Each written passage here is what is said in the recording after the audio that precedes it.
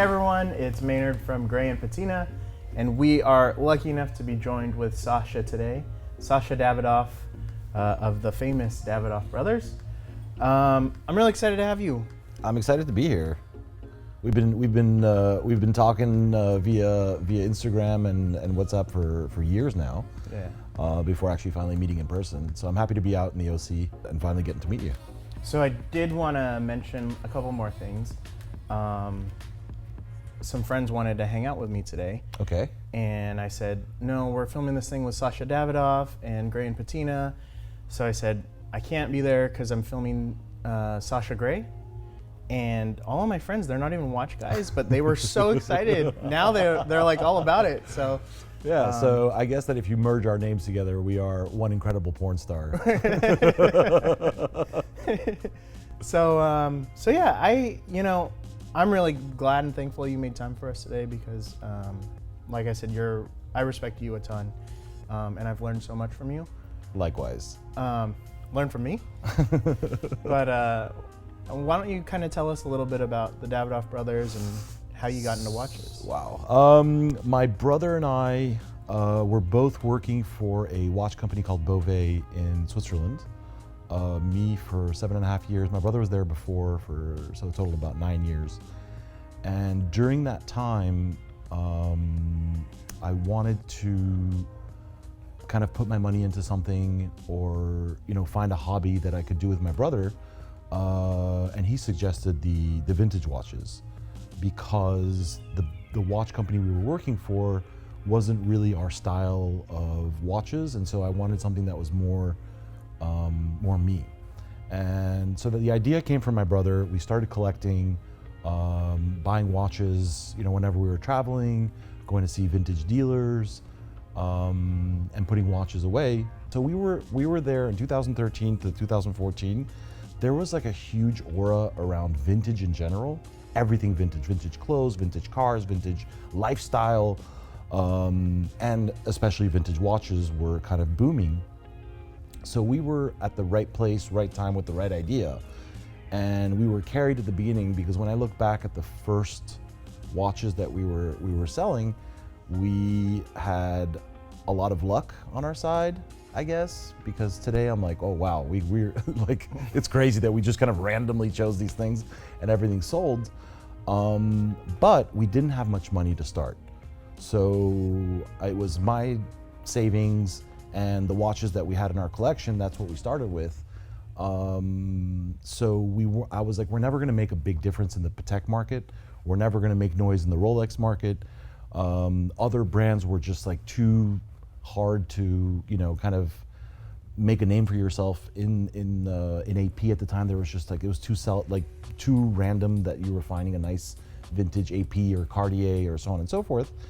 But meanwhile, we were both huge fans of the Speedmaster, and I told my brother at the time, like, it would be really, really cool if, we take the money that we have and try to curate like a, collection of like really rare Speedmasters that are not like your typical black dial, regular Speedy, something like, everything special.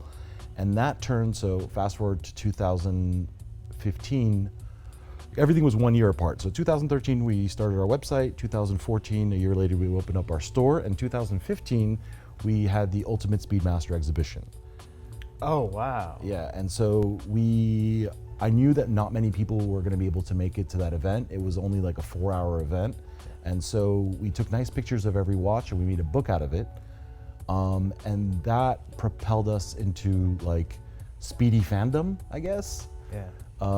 And fame in that like little arena at the time. It wasn't a huge market. People weren't paying big prices for Speedmasters yet. So we were able to have fun, but at like kind of interesting budgets. Like you were able to back then buy like an absolutely insane rare Speedmaster for like 25,000. Yeah. A CK2915 was like 50,000. 2998 was like teens. So you were able to, it was interesting. It was like something that you could kind of get into and like have a lot to tell, but without having to spend that Rolex or Patek money, as a collector. So we had a lot to talk about and we had a lot of offering. And that something that we're always going to be appreciative of Omega and Omega Speedmasters especially is that it carried us into where we are today. Today we do a lot more. We have a wider offering, but we're still loyal. Like our number one in the heart, brand and model is always going to be the Omega Speedmaster. And that's pretty great because Curtis and I also got our start with Omega Speedmasters too. Very cool. When we, one of the first watch that I actually bought from Curtis as a customer was an Omega Speedmaster 321, pre-moon speedy, and that was the watch that really did it for me, right? And so when we got started, just like you guys, probably like 7-8 years ago, we stocked up heavy on Speedmasters just because we loved them. Okay, cool. And there's an element, and Curtis still holds this close to him, is just like there's an element of being like a moon man, right? Like Okay. We're not really, like we're always exploring is kind of like the attitude behind it, right? Okay. And so that's why we always fell in love with Speedmasters too. Okay. So yeah. I think it's got a rich story behind it. I think that one thing that I noticed about Omega was that it ties everybody together, because no matter who I meet, they either have a father, grandfather, or uncle who had owned not a Speedmaster, but an Omega in general at some point in their lives. And I think that it kind of ties so many more people together than we realize. Whereas Rolex and Patek Philippe were already kind of luxury brands in their own way and more niche. In the 1950s, most people don't know this, but Omega, the watch brand, was more well known around the world than Coca-Cola. So you're talking about like monster, a behemoth of a watch brand. That all changed during the quartz crisis, 70s and 80s, because I think that the management of brands to try to like adapt to the quartz and get too kind of like off course led to the demise or kind of the restructuring of a lot of brands, while Patek and Rolex kind of stayed their course. Yeah. And although they got a little funky, the majority of their watches stayed the same design, same identity, and that's what's kind of led those brands to be kind of the market leaders today that they are, and the models haven't changed that much. Omega, the one model which kind of has stayed the course was the Speedmaster. Yeah. And that's the one that like we see everybody today,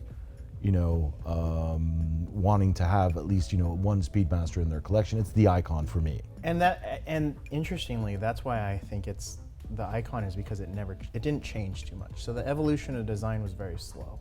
Correct. Right? It's if you compare it to a Seamaster, for example, Yes. the big triangle and the military sword hands, those are my favorite ones. Okay. But you've got, like the 90s versions and the 2000s versions, which look totally different. Correct. I think we have a more well-rounded market today than we have had in a long, long time. It's not skewed too much in any direction. I think we have a little bit of everything, which is great because there's a place for vintage watch dealers. There's a place for modern watch dealers. There's a place for dealers that don't differentiate and just watches are watches. I think there's a place for Rolex dealers, Patek dealers, Cartier experts, Omega Speedmaster guys. I think there's something for everyone, and it allows you to be more niche and follow more of like what you like and create an identity. Whereas before, I think people were just kind of selling a bit everything because they had to, because the market was so thin that they had to like spread it out. And I think that now that the market is so well-rounded, you can be niche and still make a living. Yeah. So, so you're one of the greatest watch finders, is what I'll call them. Like you've shared some hunts with me, even more recently with that great gold oyster quartz with the 2 different wood dials.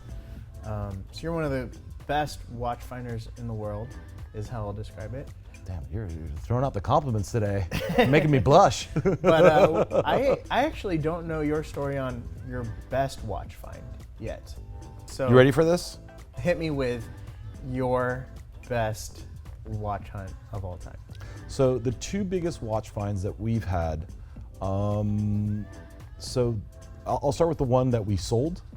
In 2015, 16, around there, maybe after our exhibition, probably 2016, we get a call from an auction house. To put a little bit of background into this, any watch that was issued to NASA and has been flown or not flown but has never been decommissioned is property of the United States. More specifically, either the Smithsonian or the Air and Space Museum, and are not legally allowed to be sold or traded. And if you do try, the FBI will show up and tell everybody to freeze and confiscate the said watch. So you do have to be very careful whenever it comes to like anything NASA related. Be very careful and make sure that like it is clear of title, like you are allowed to trade it. You're allowed, make sure it's not flown. Even international, like. So this is where the story begins. Robert Jan from Fratello Watches wrote an article about a watch that a Dutch guy found basically in a drawer that belonged to his astronaut father, who got it as a gift from another astronaut.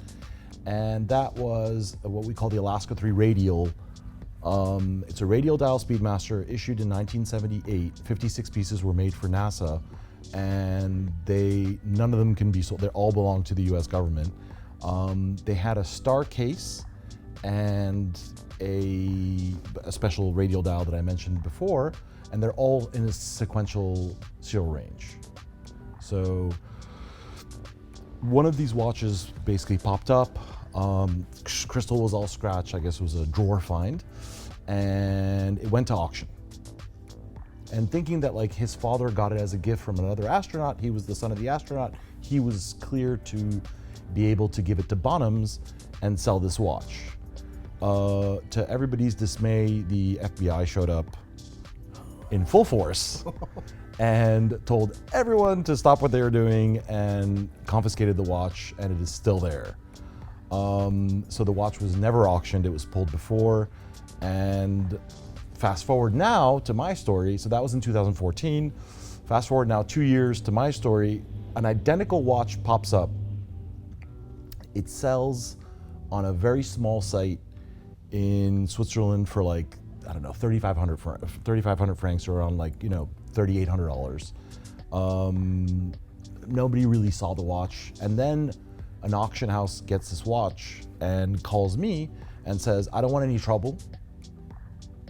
I was like, I don't want any trouble either.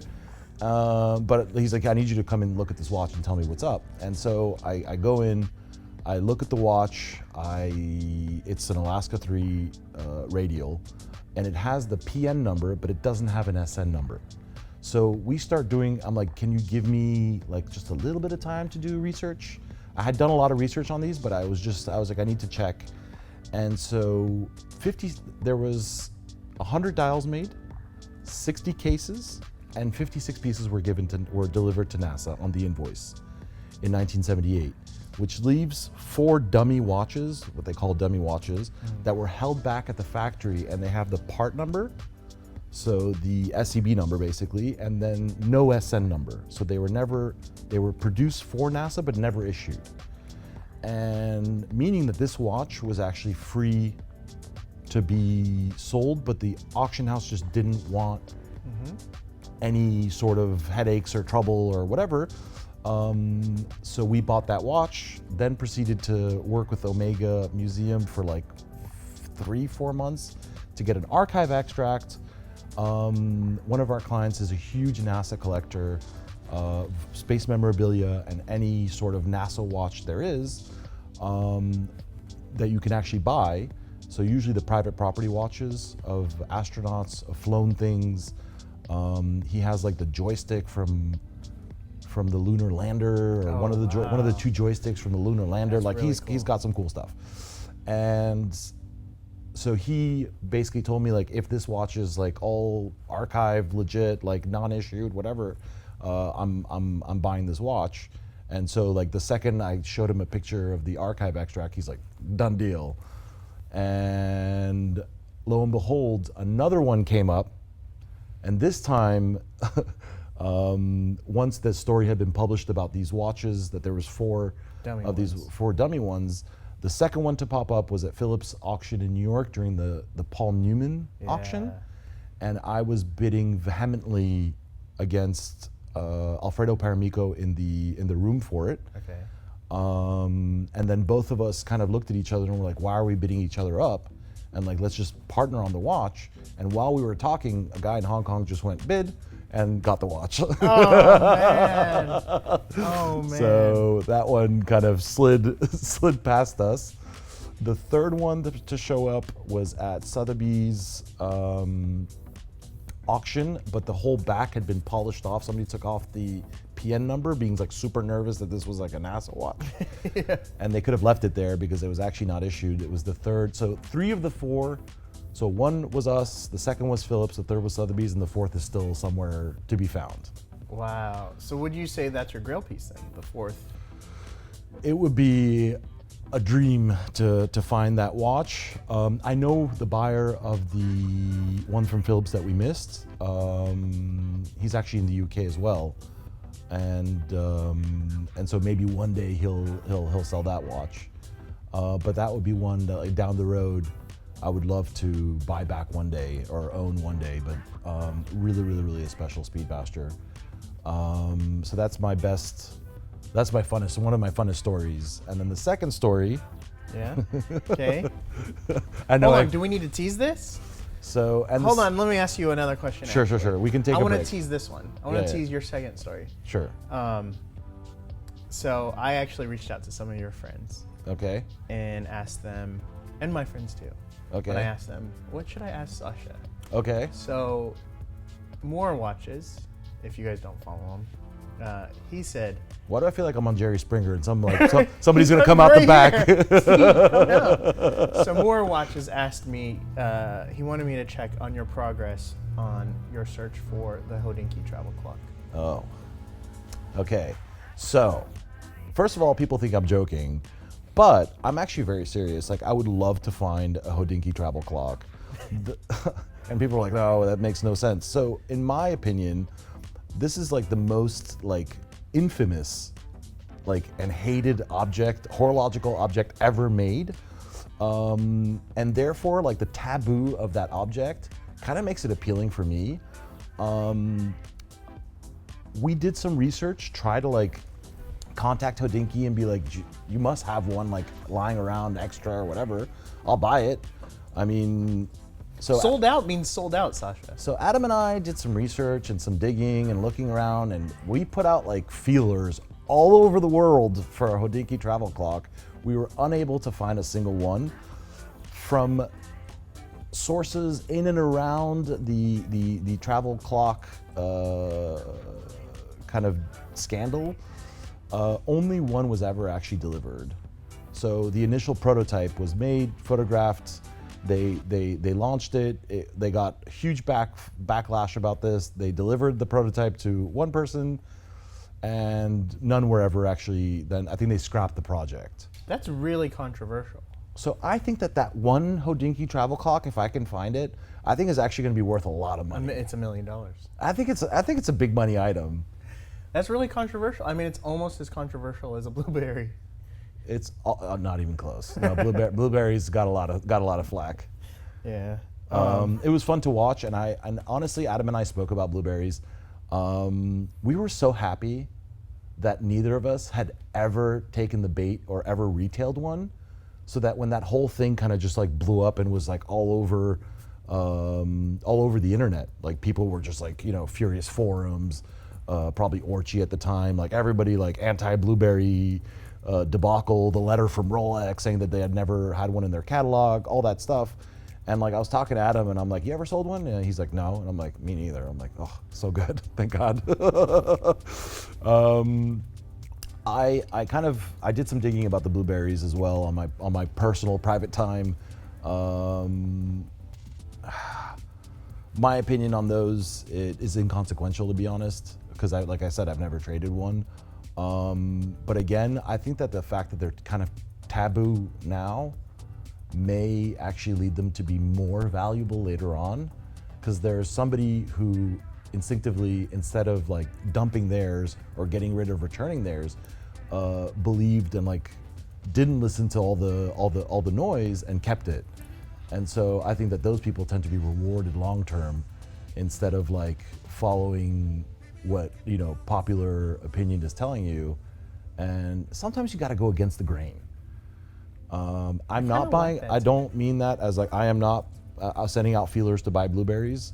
I am, however, in the market for a Hodinkee travel clock. Let it be said that if one is around, I'm a buyer. Hit me up on Davidoff Brothers on Instagram and shoot me an offer. I'm interested.